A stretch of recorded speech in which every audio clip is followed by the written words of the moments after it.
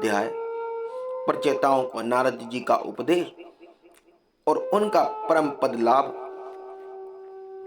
श्री मैत्रेय जी कहते हैं, विदुर जी, 10 लाख वर्ष बीत जाने पर जब प्रचेताओं को विवेक हुआ तब उन्हें भगवान के वाक्यों की याद आई और वे अपनी भार्या मनीषा को पुत्र के पास छोड़कर तुरंत घर से निकल पड़े। वे पश्चिम दिशा में समुद्र के तट पर जहां जांजलि मुनि ने सिद्धि प्राप्त की थी जा पहुंचे और जिससे समस्त भूतों में एक ही आत्म तत्व विराजमान है ऐसा ज्ञान होता है, उस आत्म विचार रूप ब्रह्म सत्र का संकल्प करके बैठ गए।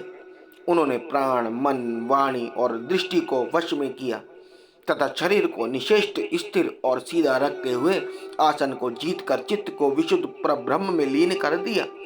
ऐसी स्थिति में उन्हें देवता और असुर दोनों के ही वंदनीय श्री नारद जी ने देखा। नारद जी को आया देख प्रचेतागण खड़े हो गए और प्रणाम करके आदर सत्कार पूर्वक देश काल अनुसार उनकी विधिवत पूजा की। जब नारद जी सुख पूर्वक बैठ गए तब वे कहने लगे। प्रचेताओं ने कहा, देवर्षे, आपका स्वागत है। आज बड़े भाग्य से हमें आपका दर्शन हुआ। ब्रह्मन सूर्य के समान आपका घूमना फिरना भी ज्ञान लोकों से समस्त जीवों को अभय दान देने के लिए ही होता है। प्रभु भगवान शंकर और श्री विष्णु भगवान ने हमें जो उपदेश दिया था उसे गृहस्थी में आसक्त रहने के कारण हम लोग प्राय भूल गए हैं। अतः आप हमारे हृदय में उस परमार्थ तत्व का साक्षात्कार कराने वाले अध्यात्म ज्ञान को फिर प्रकाशित कर दीजिए, जिसमें हम सुगमता से ही इस दुस्तर संसार सागर से पार हो जाएं। श्री मैत्रेय जी कहते हैं, भगवान में श्री नारद जी का चित्त सर्वदा भगवान श्री कृष्ण में ही लगा रहता है। वे प्रचेताओं के इस प्रकार पूछने पर उनसे कहने लगे। श्री नारद जी ने कहा, राजाओं, इस लोक में मनुष्य का वही जन्म, वही कर्म, वही आयु, वही मन और वही वाणी सफल है जिसके द्वारा सर्व आत्मा सर्वेश्वर श्री हरि का सेवन किया जाता है। जिनके द्वारा अपने स्वरूप का साक्षात्कार कराने वाले श्री हरि को प्राप्त न किया जाए, उन माता पिता की पवित्रता से, यज्ञोपवित संस्कार से एवं यज्ञ दीक्षा से प्राप्त होने वाले उन 3 प्रकार के श्रेष्ठ जन्मों से, वेदोक्त कर्मों से, देवताओं के समान दीर्घ आयु से, शास्त्र ज्ञान से, तप से, वाणी की चतुराई से, अनेक प्रकार की बातें याद रखने की शक्ति से, तीव्र बुद्धि से, बल से, इंद्रियों की पटुता से, योग से, सांख्य आत्म नामक विवेक से, संन्यास और वेद अध्ययन से तथा व्रत वैराग्य आदि अन्य कल्याण साधनों से भी पुरुष का क्या लाभ है। वास्तव में समस्त कल्याणों की अवधि आत्मा ही है और आत्मज्ञान प्रदान करने वाले श्री हरि ही संपूर्ण प्राणियों की प्रिय आत्मा है। जिस प्रकार वृक्ष की जड़ सींचने से उसके तना, शाखा, उपशाखा आदि सभी का पोषण हो जाता है और जैसे भोजन द्वारा प्राणों को तृप्त करने से समस्त इंद्रियां पुष्ट होती है, उसी प्रकार श्री भगवान की पूजा ही सबकी पूजा है।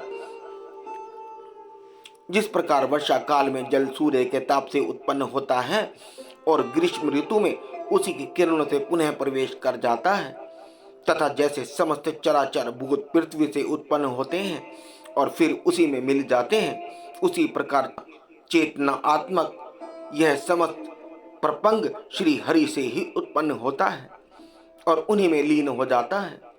वस्तुतः यह विश्व आत्मा श्री भगवान का वह शास्त्र प्रसिद्ध सर्व उपाधि रहित स्वरूप ही है। जैसे सूर्य की प्रभा उसमें भिन्न नहीं होती, उसी प्रकार कभी कभी गंधर्व नगर के समान स्फूर्तित होने वाला यह जगत भगवान से भिन्न नहीं है। तथा जैसे जागृत अवस्था में इंद्रिय क्रियाशील रहती है किंतु सुषुप्ति में उनकी शक्तियां लीन हो जाती हैं, उसी प्रकार यह जगत संग काल में भगवान से प्रकट हो जाता है और कल्पांत होने पर उन्हीं में लीन हो जाता है। स्वरूपतः तो भगवान में द्रव्य, क्रिया और ज्ञान रूपी त्रिविध अहंकार के कार्यों की तथा उनके निमित्ती होने वाले भेद ब्रह्म की सत्ता है ही नहीं। नरपतिगण जैसे बादल अंधकार और प्रकाश के ये क्रमश आकाश से प्रकट होते हैं और उसी में लीन हो जाते हैं, किंतु आकाश इनसे लिप्त नहीं होता, उसी प्रकार ये सत्व रज और तमोमय शक्तियां कभी परब्रह्म से उत्पन्न होती हैं और कभी उसी में लीन हो जाती हैं। इसी प्रकार इनका प्रवाह चलता रहता है, किंतु इससे आकाश के समान असंख्य परमात्मा में कोई विकार नहीं होता। अतः तुम ब्रह्म आदि समस्त लोकपालों के भी अधीश्वर श्री हरि को अपने से अभिन्न मानते हुए भजो, क्योंकि वे ही समस्त देहधारियों की एकमात्र आत्मा है।